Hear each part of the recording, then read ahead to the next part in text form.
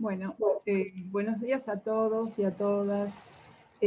Ante todo, agradecer la posibilidad de participar en este encuentro que realmente es muy valioso.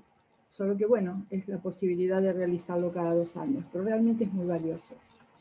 En realidad mi ponencia tiene que ver con la vinculación en particular de la hermenéutica analógica a la actividad de investigación, a la actividad de investigación social.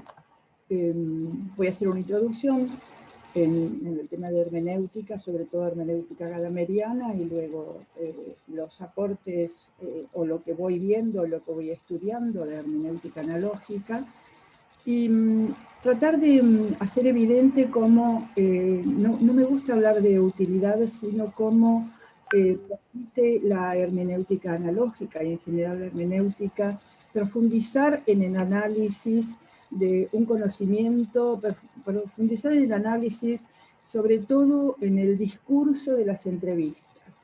En el caso mío, yo el año pasado, durante todo el año pasado, orienté y trabajé en el análisis de entrevistas de licenciatura en Trabajo Social de la Universidad Nacional de Mar del Plata, de la que formo parte. Me he retirado como docente, pero sigo trabajando en actividad de investigación. Y lo que he visto es realmente muy interesante esta posibilidad. Es cierto que en el caso mío, hace tiempo que vengo trabajando la mirada de la hermenéutica en el campo de las ciencias sociales, ¿no es cierto? Que ha ido incluyéndose, ha ido desarrollándose, y sobre todo en lo que brinda a todo lo que tiene que ver los procesos cualitativos. Eso sería otra discusión, porque en lo cuantitativo también uno podría mirarlo. Pero bueno, dedicado más a lo cualitativo, a lo que tiene que ver con el relato de vida, con, los relatos de vida, con la sistematización de experiencias, tiene una posibilidad muy vasta y muy rica. Cuando uno mira cuáles son los elementos que aparecen en el pensamiento desde el punto de vista hermenéutico, yo pienso que en el caso de Gadamer, el sentido de la historicidad es fundamental, el sentido de la historicidad y esta idea de horizonte, ¿no es cierto? Ese idea de horizonte que Jane Grodin lo ha trabajado y plantea muy claramente esta posibilidad, el horizonte no como metáfora, sino como idea de poder acercar, ir de lo más cercano a, avanzar en la profundidad de un conocimiento. Esto se puede dar en todos los órdenes. Yo creo que la medida de que uno va trabajando y va desarrollando un pensamiento muy ligado a la idea de la hermenéutica, esto ocurre.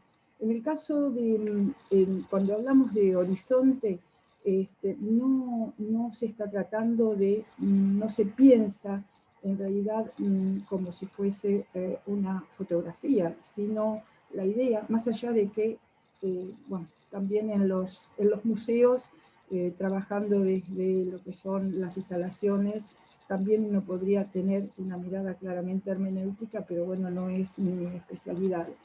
Pero la idea del horizonte es, por supuesto yo lo miro a veces como una metáfora, porque en realidad es algo que sugiere algo que está en movimiento, con lo cual no es posible tener un pensamiento exacto, sino que siempre vamos a trabajar sobre la base de una probabilidad o la base de una hipótesis, en todo caso, una hipótesis de tipo interpretativo. Y aunque esto en realidad esto complejiza más, pero permite también poder desarrollar una mayor profundidad en todo este tema. En el caso entonces, me pareció muy interesante, ya lo he tomado antes, el pensamiento de Jean Grondin en lo que es la fusión de horizontes. Si bien la fusión de horizontes va a permitir de alguna manera un conocimiento, digamos, o una idea donde una vivencia puede traer del pasado y la visualiza como algo en el presente. Esta unidad, esta fusión de alguna manera de esa vivencia anterior del pasado y vinculada al presente es lo que se plantea como fusión de horizontes. De todas maneras, en Gadamer plantea, y Grondin lo afirma, que esto tiene que ser algo controlado, una fusión de horizontes controlada en el sentido de que yo puedo tener, por ejemplo, en una entrevista, una reminiscencia de un hecho ocurrido anteriormente en la vida y hay una interpretación sobre ello. Y esto no quiere decir que sea exactamente lo que ocurrió. Sobre esto va a ser necesario plantear entonces una hipótesis interpretativa, ¿sí? O sea que cada término, en todo caso, que utilizamos dentro del contexto hermenéutico, tiene una profundidad. Y esto tiene que ver también con esta idea, yo por supuesto no vengo del campo filosófico, sino que vengo de la sociología y del trabajo social, pero bueno, algunos elementos en mi carrera he ido trabajando, y esta idea me parece muy rica, la idea de la prudencia, la fronesis como prudencia, que también se plantea, vamos a verlo, y lo plantea en Gadamer y por supuesto luego el doctor Mauricio Billot, en lo que es la estructura de la analogía. La idea de prudencia también remite a esta mirar lo más cercano para poder acercarse o para poder avanzar hacia a lo que está más allá en todo caso, o sea, a poder de alguna manera profundizar en un conocimiento. Esto me parece que es como yo diría casi como un antídoto al reduccionismo y a los elementos del positivismo, sobre todo el reduccionismo. Me parece que es muy rico porque invita a pensar y no a tratar de sacar una conclusión rápida, ¿no es cierto?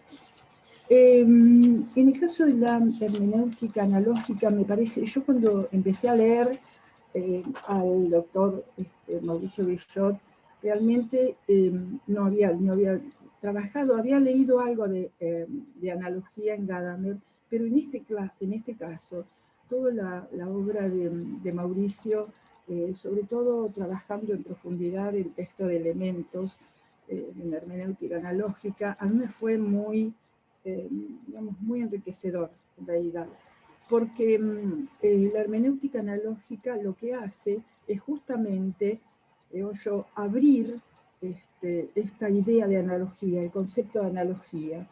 Entonces, focalizar en ese concepto permite pensar desde el punto de vista de la analogía, permite pensar en una proporcional, en algo proporcional, en una proporcionalidad. Dentro de la idea en general, por supuesto, la analogía entonces nos va a permitir centrarnos en lo que son las diferencias, lo que es un proceso de comparación. Y esto es muy, muy rico, y vuelvo a lo que son, por ejemplo, las respuestas, las respuestas a entrevistas, en una entrevista, porque uno siempre tiende a comparar, ¿no es cierto? Porque en una investigación, por ejemplo, en una muestra intencionada, donde trabajamos alrededor de 15 casos, y uno puede trabajar más, pero en profundidad podemos tener un número limitado, luego la categorización de respuestas, según las variables que hemos tomado para analizar, nos va a llevar a una necesaria comparación para tener alguna tendencia de respuesta. Y esto es lo más complejo, ¿no es cierto? Me parece que, y en este punto, yo lo he experimentado, porque uno lo puede plantear, pero bueno, luego es importante mirarlo en la práctica. Y acá me voy a detener porque no me gusta utilizar el término aplicar, sino pensar en términos de, en todo caso, en términos de elementos de la hermenéutica analógica, que por supuesto tengo que profundizar y estudiar mucho más. Es interesante en la medida en que esa proporcionalidad se da entre, obviamente cuando vamos a hacer un trabajo en hermenéutica, desde la mirada hermenéutica, no es para, digamos, analizar una sola respuesta respecto de algo, en todo caso, ¿no es cierto? Siempre, aunque pueda admitir, digamos, a veces hay respuestas que admiten, son muy exactas y admiten una sola interpretación, está muy ligada a los hechos, y bueno, y allí no podríamos trabajar en hermenéutica, pero en general las preguntas que tienen que ver, yo no diría de opinión, pero sí de pensamiento, de centrarse en una actividad y dar una respuesta, son respuestas amplias, con lo cual uno puede, digamos, puede ver puede empezar a trabajar en cuál es la posibilidad de encontrar una tendencia de respuesta. Y aquí me parece que es interesante plantear esto que se plantea entre el univocismo y el equivocismo, o sea, la tendencia al pensamiento a lo único, a centrarse en buscar una orientación, en buscar una sola tendencia, y lo otro, digamos, sería, el otro extremo de alguna manera sería como pensar en algo muy amplio en que todas las interpretaciones puedan ser válidas. Me parece que esto, en la hermenéutica analógica, tiene una mirada muy rica, realmente tiene un gran aporte. Voy a leer un pequeño texto que extraje del texto de Mauricio Leyot, de Elementos. Una hermenéutica analógica tiene como actitud característica o como virtud propia evitar los extremos de una hermenéutica univocista y de una hermenéutica equivocista. Trata de colocarse entre las dos anteriores e intenta evitar los defectos y aprovechar los beneficios de ambas posiciones. A diferencia de ambas, una hermenéutica analógica se abre lo suficiente, sin atomizarse como la equívoca a un sinfín de interpretaciones, pero no tiene la exigencia de unicidad de la unívoca. Una hermenéutica analógica emplea las dos formas de la analogía, a saber, la analogía de la proporcionalidad y la de atribución. En su aspecto de proporcionalidad es capaz de aglutinar, conmensurar o coordinar varias interpretaciones de un texto, por lo que tienen en común, es decir, busca el común denominador de estas, a pesar de las diferencias que contienen. Iguala en lo posible. Es la parte de identidad que tiene la analogía o semejanza. En su aspecto de atribución es capaz de distinguir, atiende las diferencias y aprovechando su estructura jerárquica nos ayuda a disponer de las varias interpretaciones de un texto de manera ordenada, según su mayor o menor adecuación al significado del texto. Me parece que este párrafo es realmente claro en este sentido de pensar digamos, la analogía dentro de la analogía como semejanza, como búsqueda de diferencia, como alejándose digamos, de todo pensamiento que tienda a mirar aquello que es equivalente o igual. O sea, estos dos conceptos, en todo caso, que pueden venir de la lógica, no estarían contemplados de alguna manera dentro de la mirada analógica. Cuando uno busca esto, busca diferencias y busca semejanzas. Por eso creo que es realmente muy rico, entonces, y el poder trabajar en esto.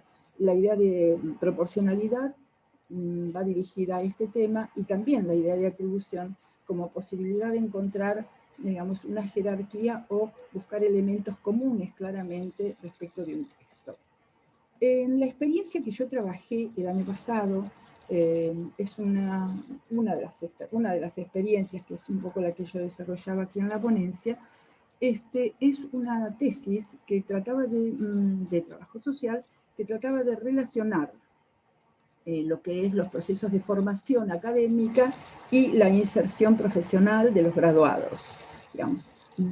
En todo caso, digamos, dos categorías posibles, y podríamos llamarle, por ahí tendríamos que discutir si hablamos de variables, pero sí dos categorías posibles de análisis, ¿no es cierto? Como puede ser lo que es la formación profesional por un lado, y como por otro lado, como es la inserción profesional. Fue muy interesante porque imagínense que sí, se hizo un trabajo cualitativo y alrededor de 15 entrevistas más o menos salieron, donde fuimos encontrando algunas tendencias de respuesta como posibilidad también de realizar esas entrevistas, tomando los ajustes, tomando la muestra posible a partir del claustro de graduados, en fin, controlando, digamos, esos aspectos que también fuesen voluntarios a la hora de tomar la entrevista y a la hora de tomar la posibilidad, digamos, de realizarla voluntariamente de parte de los entrevistados. Entonces, a la hora de poder analizar estas respuestas, yo pensé, y digo, bueno, se nos hacía muy complejo, porque son muchas respuestas y muchos pensamientos acerca de estos temas que por más que uno quiera cerrarlos, estas dos categorías de respuestas, formación e inserción profesional, son absolutamente amplias. Entonces, a mí se me ocurrió, digamos, trabajando obviamente con estudiantes que estaban para graduarse, utilizar una técnica que es la técnica del FODA, bueno, que todos la conocemos, que realmente viene de otro lado, que yo la sabía utilizar, pero siempre me parecía demasiado estructurada, ¿sí? El FODA que analiza fortalezas, oportunidades, debilidades y amenazas. Esto seguramente todos lo conocemos. Pero ¿qué ocurre? Al resignificar de alguna manera, por ahí no desde el sentido común, sino desde una mirada crítica, qué pueden ser las fortalezas en este campo, qué pueden llegar a ser las oportunidades, qué pueden ser las debilidades, qué pueden ser las amenazas, ¿cierto? Al mirar esto, nos dimos cuenta, o yo me di cuenta claramente, que me permitía absolutamente comparar, o sea, uno puede trabajar y entonces acá la mirada, lo que se hace cuando se utiliza esta herramienta, generalmente se hace un trabajo descriptivo y estadístico normalmente, o algún tipo de interpretación, pero bueno, ¿desde dónde? Entonces, me parece acá me apareció muy clara la posibilidad de trabajar, y no quiero decir para nada utilizar, sino de trabajar desde la mirada de la analogía y desde estos elementos que que yo voy adquiriendo en lo que es la hermenéutica analógica, que obviamente en mi formación anterior y demás no tuve cercanía a la misma. Sí a Gadamer hace muchos años, pero no a la hermenéutica analógica. Yo traje dos o tres ejemplos, nada más como para mirar y se los leo. Por ejemplo, tengo dos ejemplos que son vinculados a amenazas, ¿no? Como algo que me aparece como un obstáculo, ¿es cierto? Entonces, tengo 4 elementos donde yo encuentro elementos en común. Uno es la dificultad para hacer, leo la respuesta del entrevistado, ¿no? La dificultad para el hacer profesionalmente desde los recursos disponibles, ¿no? En todo caso, esto quiere decir el hacer profesional desde los recursos disponibles. Estamos pensando en un trabajador social que puede trabajar en una institución, por ejemplo, no sé, en un hospital, en una escuela, en una institución. Esa sería una respuesta. La segunda respuesta, también vista como amenaza, ¿es cierto?, es la falta de lecturas amplias para comprender la realidad. La tercera, diferencias de criterio de todo el equipo de trabajo. La cuarta, falta de conocimiento de parte de la población respecto de sus derechos. Cuando uno mira estos 4 elementos, ¿sí?, uno puede claramente encontrar, ¿no? Lo hemos pensado y lo hemos reflexionado desde este lugar, no buscando una respuesta equivalente o igual a otra, sino aquellas respuestas que son, y vemos aquí, que hay elementos que se comparten, que son de una misma naturaleza, que están mostrando cierta dificultad, ¿no es cierto? Una dificultad, en este caso, en la institución, ¿no es cierto? En la institución del trabajo, donde va a dar y lo vamos a analizar, va a dar claramente la tendencia a una dificultad, a una, digamos, a una rigidez en términos de la institución, a una no comprensión de los derechos. Bien, hay una serie de elementos que en estas 4 respuestas que yo aquí les he leído, encontramos elementos que son comunes. Lo mismo ocurría cuando analizamos la formación en la universidad, y ahí apareció, que nosotros después lo tomamos como hipótesis realmente, una actitud que era común de resistencia, ¿no es cierto? De no querer, como de alguna manera dejar la institución o dejar la universidad, y enfrentándose a una institución donde de alguna manera no le daba respuesta a esa formación. Fue muy rico. Luego tenemos una debilidad, que tomé otro ejemplo, ¿no? Tenía una respuesta que dice, como debilidad, alejamiento de la academia en lo que sucede en el cotidiano del ejercicio profesional. La dificultad de entrelazar la universidad con lo comunitario.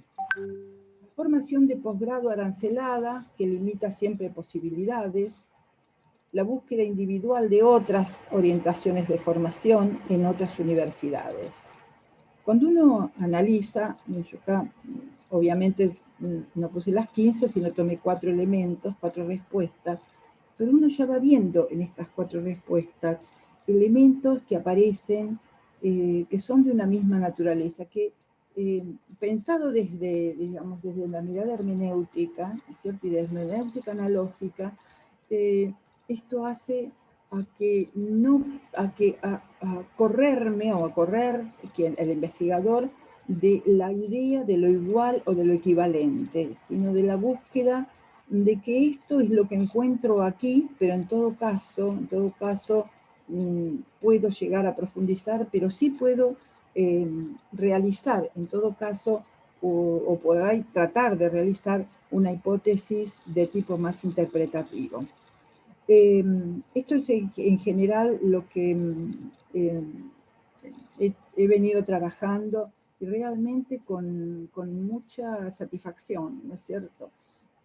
Uno cuando piensa en una entrevista también, bueno, aquí no lo planteé, pero la entrevista o el relato de vida no plantea el relato de vida la mirada absolutamente individual, sino que generalmente una vida siempre está implicada en un proceso, por lo tanto, la mirada o el planteo o lo que uno puede decir de esa vida, de ese relato de vida, siempre alude a un proceso. Yo recuerdo en el caso, y trabajo con Daniel Bertó, en el caso de relatos de vida, cuando hace un estudio sobre las panaderías artesanales en París hace unas décadas, donde tenían una profunda crisis. En realidad, si bien entrevista a personas, empleados que estaban en las panaderías, en realidad lo que uno mira en esas entrevistas es ese proceso del trabajo, en este caso, ¿no? Del trabajo y el proceso de la vida de la persona. Por lo tanto, el relato de vida también es importante mirarlo cuando uno puede tener distintas miradas. Puede tener unas miradas más acotadas a lo descriptivo, pero puede tener una mirada mucho más comprensiva, con un análisis de todas las respuestas, un análisis de la situación, y sobre todo cuando el proceso es el que habla, ¿no? Y no habla exclusivamente no habla la persona, que es la que estamos entrevistando. Bueno, esto es lo que quería decirles. No tengo una conclusión. Me gustó, tomé de una tesis, de una tesista, una idea de la cosmogonía mapuche, que significa algo así, dice como Fente Puig, que significaría hasta aquí llegué, ¿no? No es una conclusión. Me parece, en ese sentido me parece muy, muy interesante y muy valiosa esa idea, ¿no? Donde no estoy concluyendo. Así que bueno, muy, muy rico. Trabajé todo el año pasado con este tema y bueno, voy a seguir trabajándolo. Bueno, listo, nada más, porque ya estamos en la hora. Y muchas gracias. Muchas gracias Elsa. Muy bien.